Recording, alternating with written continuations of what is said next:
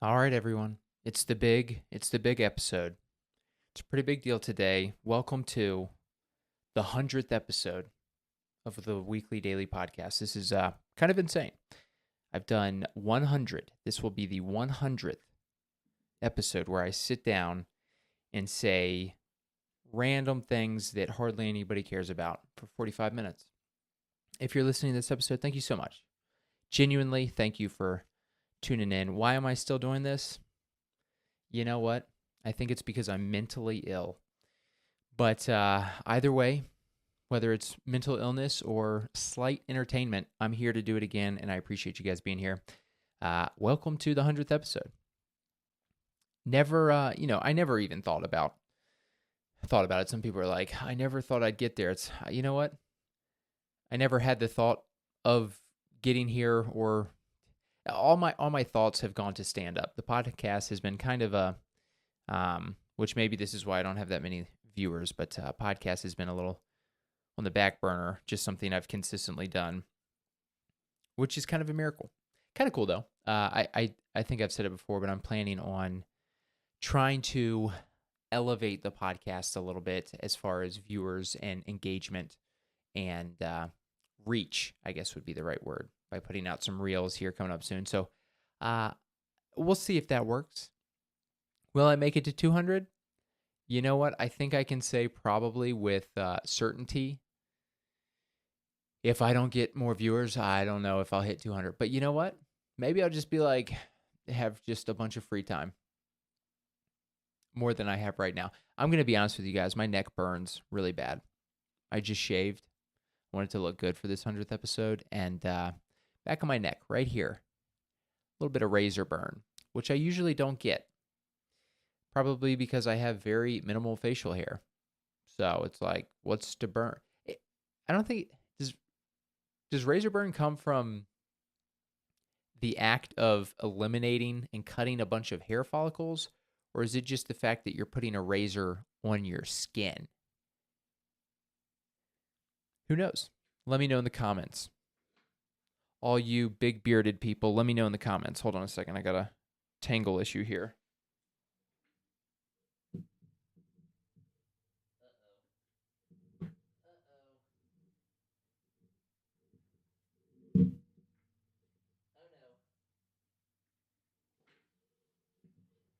All right, you know what?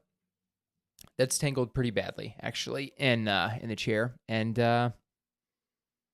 that's just gonna have to be there. I'm gonna have to pretend I don't have OCD and pretend that for the next 45 minutes, I'm not unbelievably anxious about the fact that the wire is in my chair. You're probably wondering, what are you talking about, the wire in the chair? I have like a little rolly computer chair. I don't know why I did jazz fingers there, but little rolly chair, and the wire is like up in one of the wheels. I don't know how it got in there, but we'll figure that out later. Don't worry about it, Ben. Just don't think about it. Just forget about it. It's not important, okay? Just shut down that part of your brain. I wish you could do that. Shut down parts of your brain. That would be actually pretty dope. Because compartmentalizing my feelings has never been something I've been good at. Honestly, it's affected my work a decent amount. I think that's why I've shied away from serious relationships, because I'm like, this is going to make me not productive at work if there's any sort of things going on. And recently I've felt that quite a bit, but it had been a little while. I remember early on, maybe like a decade ago, probably more. I mean, my whole life, I'd get knocked down. People would be like, "Man, dude, what's wrong with you?" And I'm like, "Well, I talked to a girl for about 3 weeks, and she's no longer interested in me, and I'm pretty much destroyed." That's not fully true, but there is some truth to that. And you know what? That's a little embarrassing. You should hang out for a little longer than 3 weeks before you start, not working at work. Anyways, what are we talking about here? It's the 100th episode. It's good to be here. There's only a handful of things I've done in my life this long, for coming up on 2 years. Wait, 2 years will be the 104th episode. So we're this is kind of 100 and almost 2 years all in one episode. Um, yeah, it's leave it in the comments. What things have you guys stuck with for a really long time? What have you put your energy and effort and creativity, or whatever it is, whether it's creativity or for 2 years you just really wanted to do math problems for whatever reason? Let me know in the comments. For me, the handful of things that I've really put effort into would be uh, golf was probably the first thing. Had to be the first thing that I actually focused on. Because before that, it was like I would play sports and, in rec leagues or whatever. I'm in school. You're just doing whatever you're supposed to do. It's just, all right, wherever my parents sent me, they're like, you got to go to school. I'm like, okay, what? Like, that doesn't count. Golf was the first thing I probably got into. Really focused on that for a couple years, and then you know what? I realized that I was not Tiger Woods. I had to look myself in the mirror and go, you know what? You're uh, not even close to the best golfer on your high school team. You're probably not going to make it pro. So I had to look myself in the mirror and go, you know what? I'm going to switch over to the guitar. That was the next passion I picked up. Picked up guitar, got pretty into that for a little while. And then there was a period where I was still playing guitar some, but I was like working professionally. I think that's what drove me to move abroad, because I didn't have like a passion I was chasing. Running was probably the closest thing to it, but that was just like, a casual exercise thing. But I had nothing to like latch my creativity onto. And I don't know that, I guess you could say moving abroad and experiencing a different culture is taking my creativity to I don't know where that would be lumped into, but took my curiosity there. And learning Spanish, I mean, that definitely was something that I focused on for quite a while. And then it was stand-up. Stand-up comedy still is.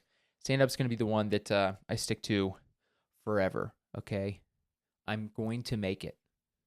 And by make it, I mean I'm going to survive barely paying bills with comedy. Just kidding, dude. I honestly, I talk about this. I don't know if I've talked about it on the pod recently or ever into specifics of what the pay scheme and stuff looks like, but I don't know exactly. I haven't crunched the numbers for 2024, but it's all small, incremental uh, movements towards making this a full-time job, obviously. And it's little by little, but little by little, I'm still noticing sizable increases, and it's still nowhere near like I'm almost able to switch over. But again, I talk about it where it's like you start filling out your calendar quite a bit, and then from there, it's not like, hey, I make X amount of money. I have to make 5 times, or I have to do 5 times the amount of shows to make it full time. It's like, no, I'm filled out. I probably did close to 150 shows last year, if I had to guess. And so now it's not so much like, okay, I need to do 500 shows, which obviously would help. But realistically, like, there's only a certain amount of shows that you can do. And a lot of times, just realistically speaking, Thursday, Friday, Saturday are kind of the core show days.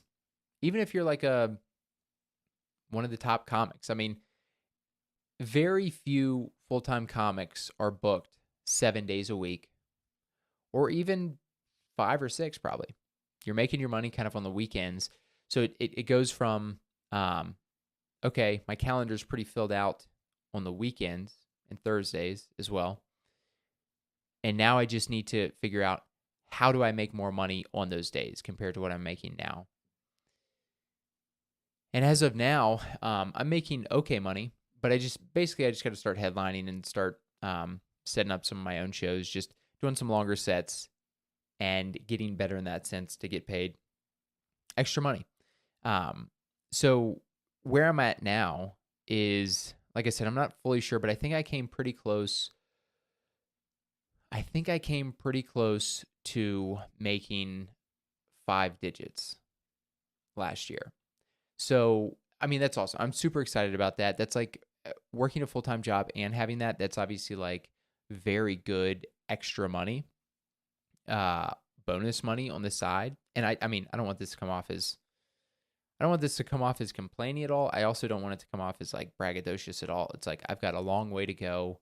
I'm not saying this in any sort of sense to be like, oh, look at me, I made this much or whatever.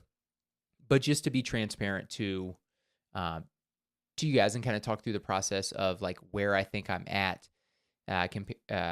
in relation to making this a full time job. So getting close to 5 digits, not real close to making it a full time job. But again, it's not um, the way that you build money in comedy is not maybe it's not the same as a lot of other jobs. For example, if you make, 5 grand doing a part-time job over the summer and you're like, well, how can I make this a full-time job? It's like, well, you just need to like work way more hours throughout the year, obviously. For my situation, and with comedy, it's a little bit different because a couple years ago, I was making no money.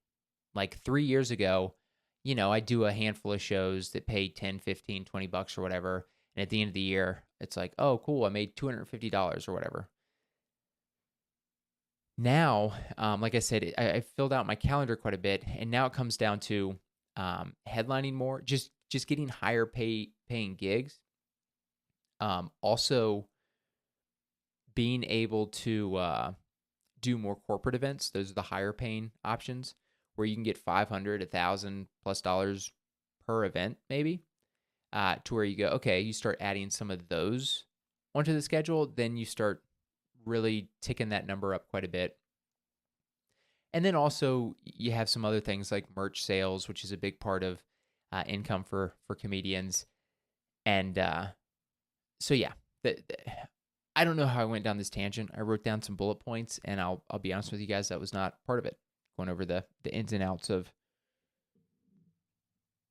money, but that's kind of where I stand as far as money and kind of where I'm at in my career. And I only say career in the sense that I want it to be a career. It's going to be my career here very soon, hopefully. But I don't know why I did this. Sometimes you do this and you're like, what does that even mean? I don't know. I just wanted to move my fingers for a second, so I did air quotes. But yeah, 100th episode feels good to get this far. Okay, I think they say with podcast, 90% of podcasts don't even get to the 10th episode. I don't know the exact stat, but I think I've heard that before. So I don't know what it is. It's probably a much higher percentage, obviously, that doesn't get to, or a much smaller percentage that does get to 100 episodes. But, maybe it's because I'm crazy. Maybe it's because I'm stupid. Maybe it's because I'm just in a routine and I want to deliver the news of my life to you guys. To you special 17 viewers, thank you so much for tuning in. It's been a good week. Somewhat of a good week. For this episode, for the 100th episode, I figured let's take a look at some TV shows that have made it 100 episodes. Again, it feels pretty cool to get to 100. Let's see. I've got a web page here. A web page. I've got a Google search of TV shows that have reached 100 episodes, and I'm going to go through some of those here real quick. I wonder what has the most. So basically, this is just like a list of like close to 30. And a lot of these, I'm not. Gilmore Girls, never watched that. Parks and Rec, 125 episodes. Was a big fan of that. The Office, 201 episodes. Everybody always goes Office or Parks and Rec. I like The Office more, but I liked both of those. It's weird that I feel like if you're comparing um, two shows that people either saw or didn't saw or didn't saw. I feel like if you're going to compare two shows that maybe people saw one but not the other, I don't think The Office and Parks and Rec is the best comparison because I think they came on literally the same. I think both on NBC and like literally one time slot, and then the next one was right after it. I think so. I think a lot of people probably saw both. I could be wrong on that, but I'm not sure. Seinfeld, 180 episodes. One Tree Hill, 187. Never saw that. Grey's Anatomy, 435. Yikes. Never watched that. This Is Us. Don't even know. I don't even know if I've heard that. Just barely cracked 100 at 106. Charmed, 178. Friends, 236. Never watched Charmed or Friends, really. Full House, 192. Watched a little bit of that growing up. 30 Rock, 138 episodes. Never really watched that. People say it was very good. It's funny because there's just some shows that just by circumstance you just don't watch. Whether it's because when I was a teenager, I had to go to bed at 10 and the show was at 10 or whatever the case is. There's a bunch of stuff that I'm sure myself and others would love, but you just never watch them. And some of those things that you never watch, you get this subconscious feeling of like, well, I probably didn't watch it because I didn't like it. Or I saw a preview and I didn't like it. And it's like, I don't know. I think I did. 30 Rock is one of those where I think I was just, maybe I saw a trailer or something, was like, that looks stupid. But you can't judge a show off a trailer. You got to watch. I did that with Brooklyn Nine-Nine, which 153 episodes. I remember seeing a trailer for that going, this looks so dumb. I don't get it. Never watched it. And then I watched it over the last year or two. I watched quite a few episodes, and it's a fun watch. It's a fun show. South Park, 325 episodes. It's quite a bit. Watched a decent amount of South Park, but it's been a minute since I've watched any of that. How I Met Your Mother, 208 episodes. Never watched that. Wasn't really a fan of. I did watch some, similar to Two and a Half Men. I don't really like. There's very few of those. I don't know if they call it a multicam or whatever they call it. Whatever that studio where they have like 3 places where it's like you're at the house, you're at the bar, or you're at this other place, and they do the whole kind of everything in that. I don't like those types of shows. Seinfeld is an exception, and King of Queens, I would say, are the 2 exceptions. Which I bet King of Queens hit 100 episodes. I don't see it on this list. Star Trek: The Next Generation, 178. The Twilight Zone, 156. Cheers, 273. Never watched any of those. Buffy the Vampire Slayer, 144. Sounds dumb. Desperate Housewives, 180. ER, 331. I wonder how many. I bet it's not on here, and I'm not going to take the time to look it up. But I bet, what do you call it? Law and Order, SVU. It probably has a good 1,500 episodes. But yeah, how about that? I've joined the club of those, sometimes when people go, what are good shows that hit 100 episodes? Some people say The Office. Some people say 30 Rock. Some people say the Weekly Daily Podcast. And by some people, I mean just me. That's the only person who would say that because that's a crazy thing to say. But maybe next year when I get double the viewers, maybe I'll tenfold and get to triple digits.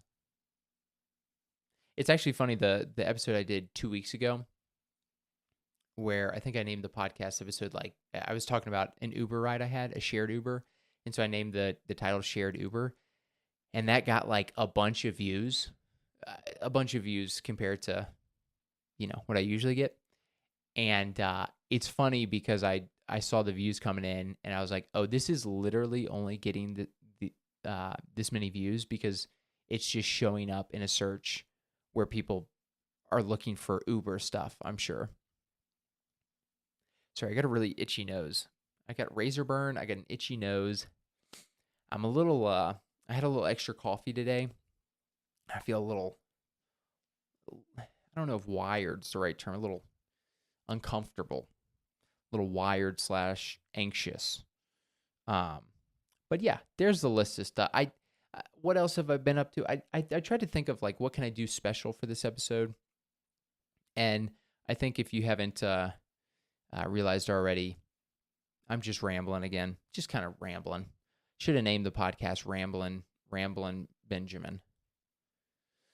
But here we are, the Weekly Daily, and we are 20 minutes in, and I just talked about who knows what. But let's get into some of the stuff I've been up to over the last week. Yesterday, this is a big deal for me. I finished a book, finished The Object. Pretty good book. It's a sci-fi book about like an object that's discovered in our solar system, but we're unsure what it is. And the space program NASA creates a program to send astronauts to visit that object, to intersect the object and figure out what's going on. And it was pretty good. It took me about a month to read. It wasn't the best book I've read, but it definitely wasn't bad. I will say the ending was pretty interesting, which a lot of books, that's kind of makes or breaks, or can be, I don't know. Like The Shining, I really liked that book. Like reading, it was a page turner. I didn't like the ending. That was one of the rare ones where I was like, didn't really like the ending that much, but I liked the book. Whereas usually, it's kind of like the book's okay, and then if it has a good ending, you're like, oh, okay, that really put a bow tie on it. But The Object, the ending was good. The book was good too. I rated it a 3 out of 5 on Goodreads, which, to be honest, is one of those where I was like, I probably should have given it a 4, because if I would have given it a true rating, it probably would have been like a 3.75. But Goodreads doesn't allow you to do like half stars or anything like that, which is kind of, I don't like that, Goodreads. I want to give like a specific rating. I want to give a rating to the 10th or to the 100th. The 10th would be nice. I don't need the 100th actually. But if you had at least half stars, if I could go 3.5, I would have given it a 3.5. But it was a good book. I enjoyed it. I'm now reading. I've got a ton of books. My sister-in-law sent me a bunch of books for Christmas. I bought a handful of books as well, from actually a gift card that my sister-in-law had also included in the gift. I also got some books from good friend of the pod, Jake, Big Jake Hovis, fellow comic buddy in Louisville, Kentucky now. He sent me a couple books that he had read and passed them along, so much appreciated there. I got a lot of stuff on the bookshelf to get through. So this year should be kind of set as far as the stuff I'm reading. But the next book that I picked up and started read a little bit yesterday, is called The Fall of Hyperion. It's like the second book in a series by Dan Simmons, I think his name is. But I read Hyperion last year, or maybe the year before. It's like a sci-fi book, and it was a good book. And I forgot or didn't realize that it had a lot of these books that I really enjoy. I was telling a buddy this the other day. I was like, I keep being like, what should I buy? I'm not sure what I should buy. And buying books that maybe aren't as good. I read them, I'm like, that was okay. And then I'm like, you know what? I feel kind of foolish because I've read all these books that are very good and I like quite a bit. And the authors, the way that they write, I enjoy. And they'll be like trilogies or whatever, but I just will read the first book and not the rest. It's like, maybe I should go back to those and finish out those books. So that's what I'm doing. The Fall of Hyperion. It's, what's a short way to describe what it is? Hyperion's basically about, it's like a future set in the future where there's like tons of worlds, kind of like I guess like a Star Trek or Star War, whatever. There's just a bunch of different worlds, and there's conflict within the worlds. And this one specific world called Hyperion has some goofy stuff going on that they can't figure out. And the main thing in there is there's like what's called the Shrike.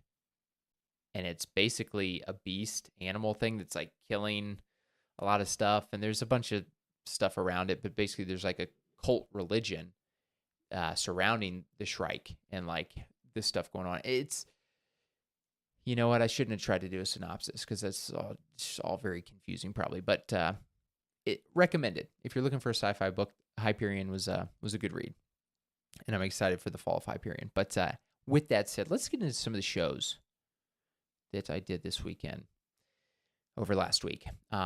Did some fun shows actually. I had a show Thursday, Friday, Saturday. I've been working on new jokes as I've said, and so oh wow, sorry, I'm getting yanked here. The wire here is really bugging me. It's stuck in the chair. Just waiting for myself to roll one way or the other too much and just cut the wire in half. But yeah, I've been working on some new jokes. I've been working on a joke about poop. And you know what? This is a clean podcast, so I'll leave it at that. No, it's just I won't get into the details because it's I don't want to embarrass anybody. But it's a funny instance that happened in a previous relationship, which prefacing it by saying poop just made it all right. I'll leave it at that. Okay, it was, let's say, fart. There's a fart and a poop, and it's kind of funny. It was just a funny thing that okay, guys, this is the 100th episode. Forgive me, for I have said too much. But that joke I'm working on a joke about porta potties, which I think I talked about last time. I've got an old bit about aliens that I'm kind of bringing back, and a couple others. I'll go over some of the others here after I get through the shows. But did a show in Boulder on Thursday. Did like 12 minutes at a brewery, Avery Brewing in Boulder, for a Next Stop comedy. That's like the producers of the show. Have done it in the past. I hosted in the past, and both times I've done it, it's been a pretty tight room, like an older crowd. And I do a lot of older crowds, and generally do fairly well since my material is pretty clean, and I'm not doing political stuff or anything. It's very divisive. And it was a pretty tight crowd. It was like sold out. It was probably like 50 people. It was a nice setup. I went up. So it was the host and then one other comic and then myself. So I went third.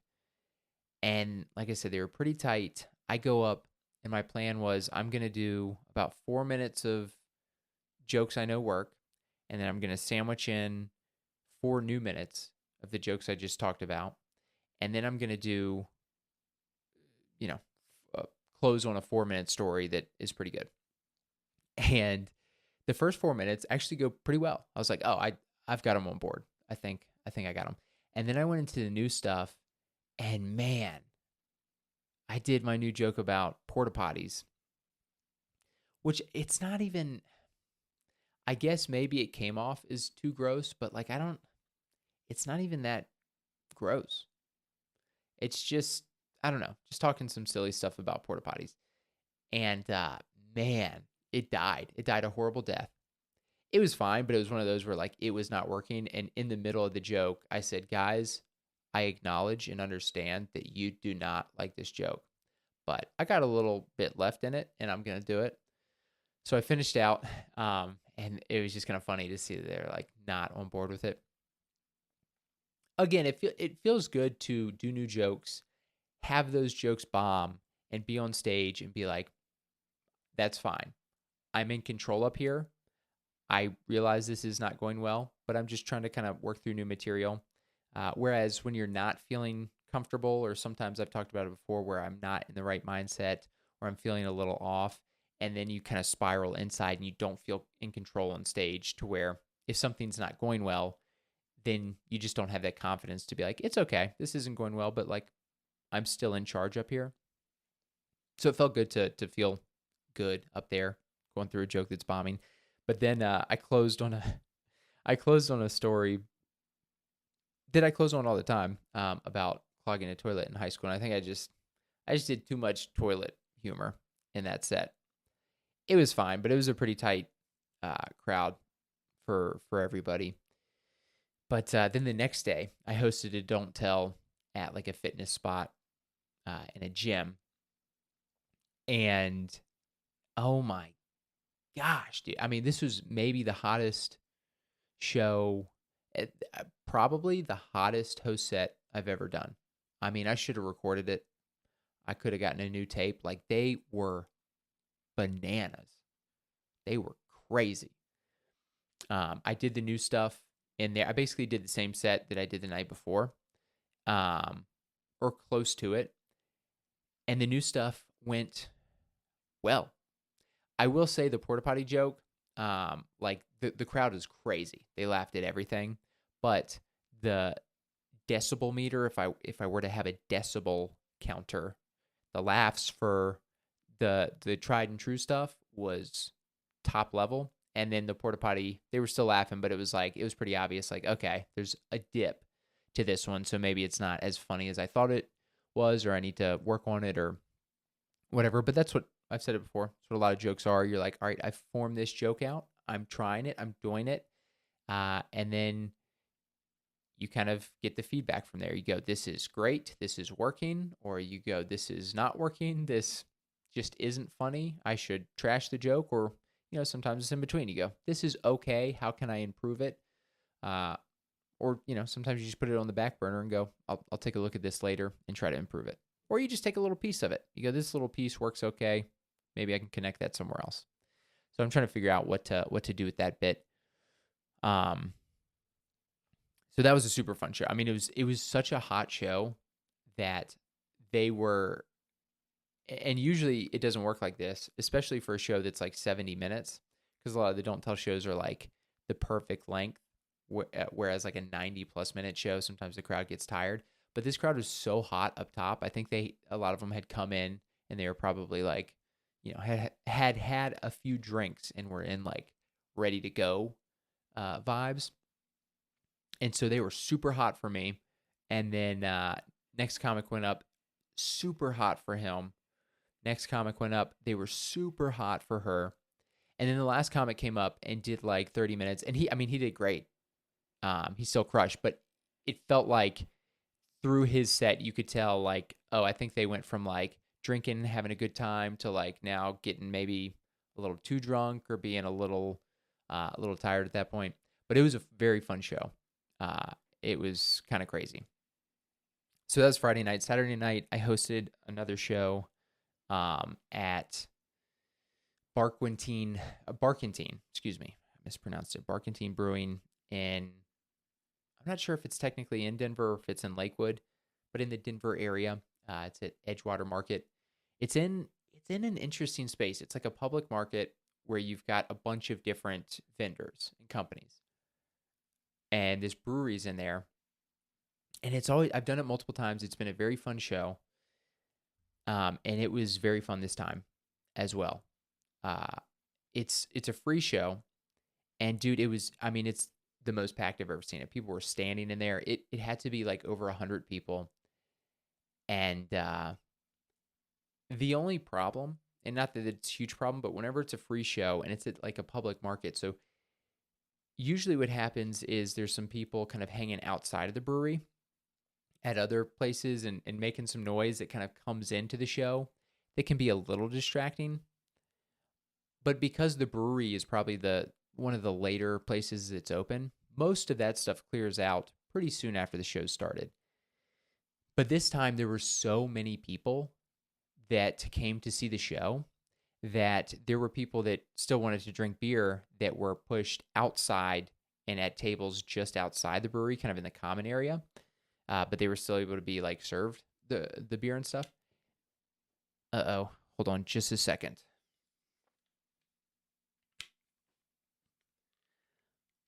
I knew that was going to happen. I stomped the wire out.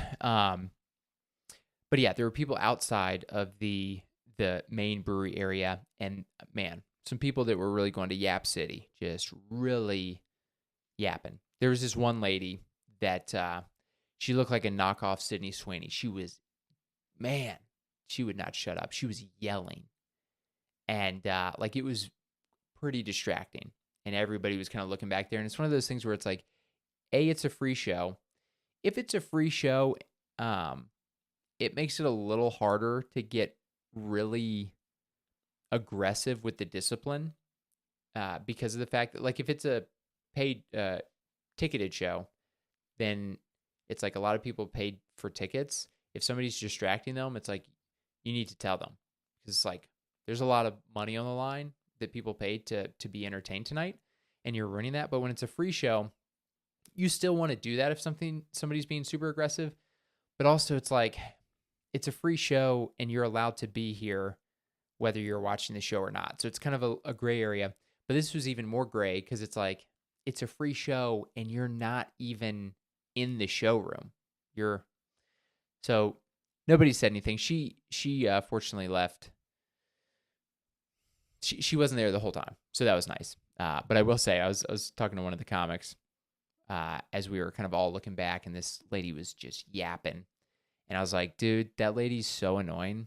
But what's the most annoying part about it is I realized deep down in my heart that is me sometimes. That lady yapping it up and having other people from outside going, I wish she would shut up.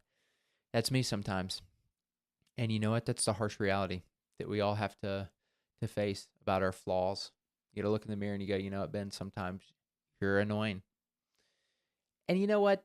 You don't want to bring in too much self-hatred, but I think a healthy amount of self-understanding or realization or whatever of like, here are some things that I can do that if I don't keep myself in check can be annoying.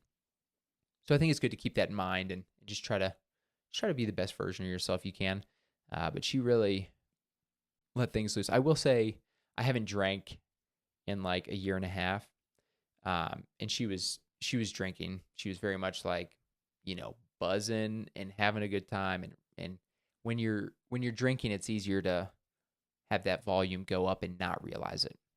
So I say that in the sense that by me not drinking, I think it's helped quite a bit to not like yap super loud and not realize that I'm doing that. But to be fair, I don't need alcohol to yap really loud, and I can still get out of hand. So what I'm saying is, if I'm ever going too hard or being annoying, just let me know. It'll hurt my feelings, but also it'll help me. It'll help me be a better person. Just go, Ben, you know what? Enough.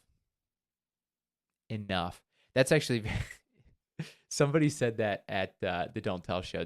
That's the type of statement you hear from somebody that like can really, if you were a dog, your tail would go in between your legs and you're just like, oh my gosh, I'm so embarrassed. Some dude was kind of drunk. I'm assuming he was very drunk. And at the very end of the Don't Tell show, he shouted out a couple things. And it was like the last 10 minutes of the show, and I was keeping an eye on him. And it was one of those tough things where like I gave the light to the headliner and he did a little extra time. He did like 30 minutes instead of 25. So the guy was yelling some stuff out, but the show was over or could have been over at any minute. The comic ended up doing an extra amount of time. So it was one of those where I'm like, I'm keeping an eye on it, but also the show's about to end. So is it better to just like leave it? It's one of those where you're kind of trying to play it by ear in the moment. And so this guy shouted out a thing at one point, and some lady turned around in the crowd and she said, enough. Enough. Oh man, dude. If someone hits you with a serious enough, that's like, oh dude, that hits you to the core.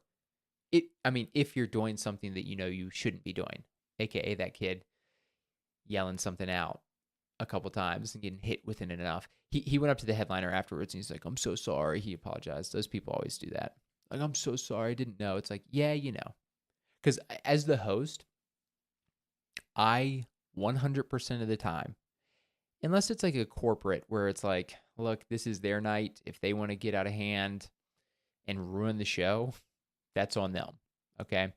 I'm not going to lecture them. But for every other show, like any show that I'm hosting and it's not a corporate, I always say, "Hey guys," I mean, I don't make it like super serious, but I just go like, "Hey, clap your hands for a couple things," and then I go, "Clap your hands if you've ever been to a comedy show before," and usually a lot of people clap, and I go, "That's awesome." Before we get into the jokes, just a reminder: keep your table talk to a minimum. Actually, I'll say that for like a free show, keep your table talk to a minimum.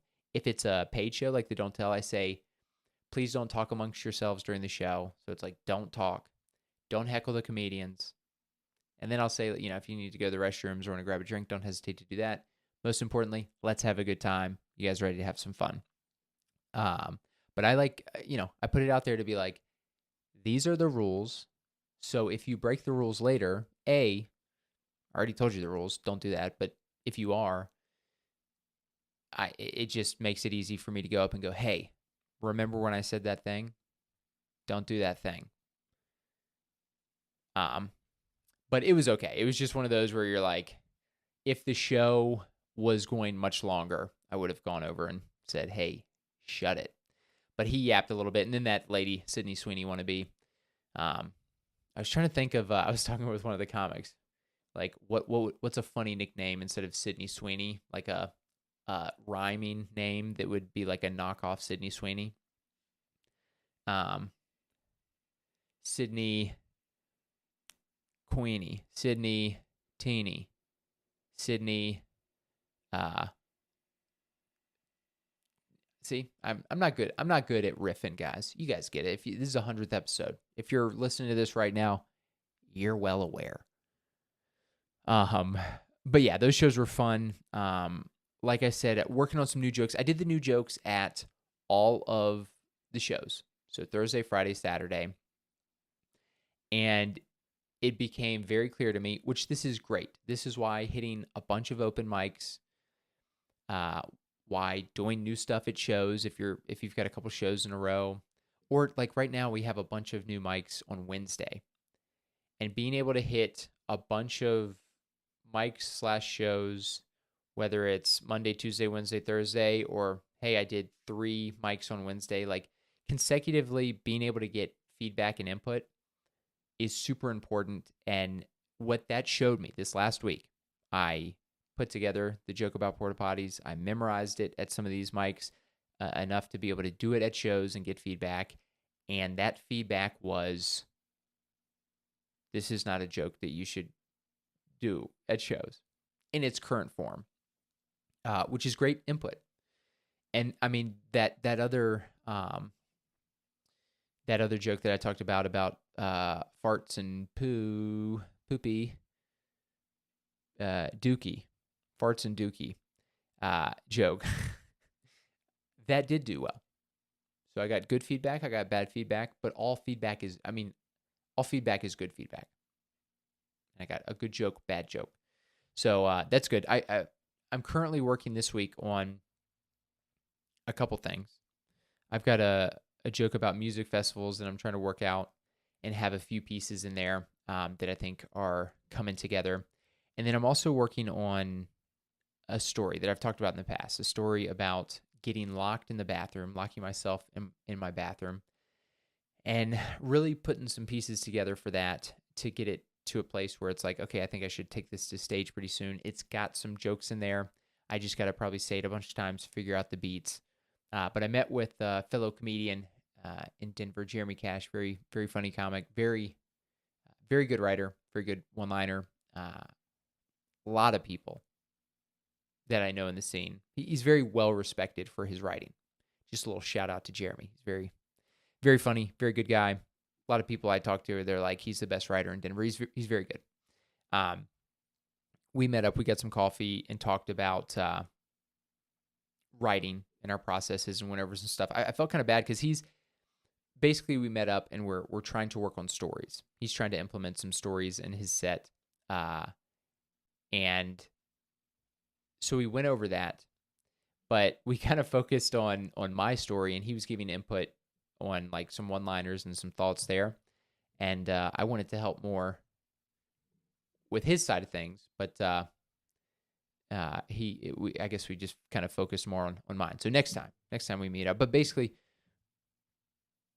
what we did was we said here in a couple weeks we're gonna both work out our stories that we talked about, and then we're gonna do it in front of each other and see where things are at, and just kind of use it as a fun competition motivation type thing. And yeah, like I said, mine is the locked in the bathroom story. I'm sorry, dude. Hold on. This is getting out of hand very quickly. Oh wow. Oh my goodness. Okay, it's falling apart. But yeah, locked in the bathroom. This happened during COVID. I've talked about it on the podcast before, but basically what happened was I had a wonky doorknob, and when I shut the door in the bathroom right before I was like going to the bathroom before going to work, and this was when I worked in an office, not at home, and I shut the door, and like a spring broke and like shot out of the doorknob, and the deadbolt like it extended into a locked position. I guess that spring in there like gave it the ability to retract and extend. And without the spring, it just extended and was stuck. It was in a fixed, locked position. And the knob no longer, like you just jiggled it, it had no connection to the deadbolt itself. So I was locked in there. And it was I was stuck in the bathroom for a long time. And just going through that thought process and all that, it was a funny experience, and I think could be a very funny story / joke. So working through that at the moment. I've been getting some good feedback from, like I said, met with Jeremy. Also been meeting weekly with Jake Hovis, like I mentioned, the guy who sent the books. We've been meeting the last month or two, running jokes and bits, which has been very helpful, motivating to write jokes. It's funny because I said the same thing with Jeremy, but I feel I'll meet up with Jake and we'll go through jokes and give feedback. And he gives very good specific feedback. He's very quick at like, you could do this, that, or the other.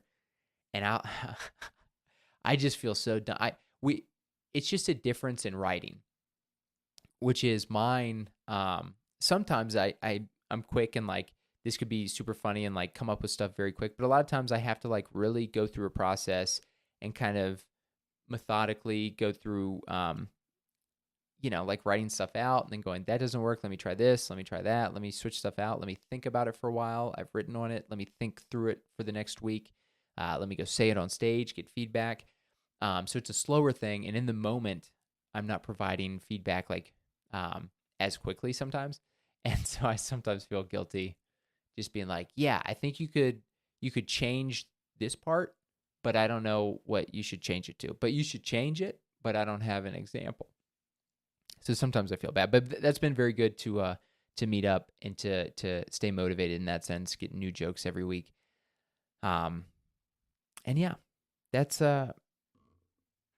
sorry, I keep hitting my headphones to the mic and it's making a weird noise, but that's where I'm going to end it. I appreciate you guys being here. Like I said, excited that we've made it 100 episodes, and that's pretty neat.